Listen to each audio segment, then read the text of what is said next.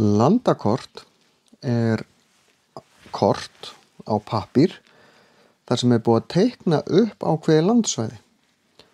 Það getum við gert til þess að sýna staðhætti, til þess að sýna gróðurfar, til þess að sýna jarðfræði eða bara hvað sem við viljum. Það eru til í raun mismunandi kortagerðir. Við getum með staðfræðikort, við getum verið með þemakort, við getum í raun teikna bara hvernig landakort sem við viljum. En við viljum náttúrulega þau séu sem réttust. Þetta er mikilvægt hjálpartæki landafræðinnar og veitir okkur ýmsar gagnlegar upplýsingar allt milli himins og jarðar. Við þurfum að hafa aðgang að góðum kortum ef við ætlum að ferðast til dæmis.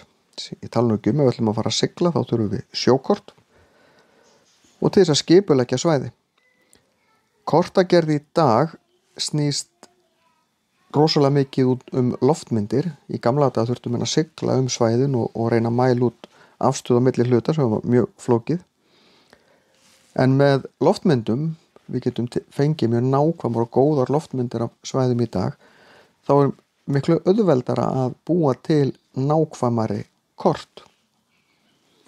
Og kort í dag eru flest aðgengileg á netinu, þannig að aðgengi að kortum er miklu betra í dag en það var, því að fyrir ekkert svo mörgum árum þá þurfti að kaupa þessi kort á pappír.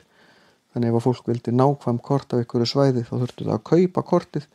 Nú getum við svolítið flett þessu bara upp í símanum okkar.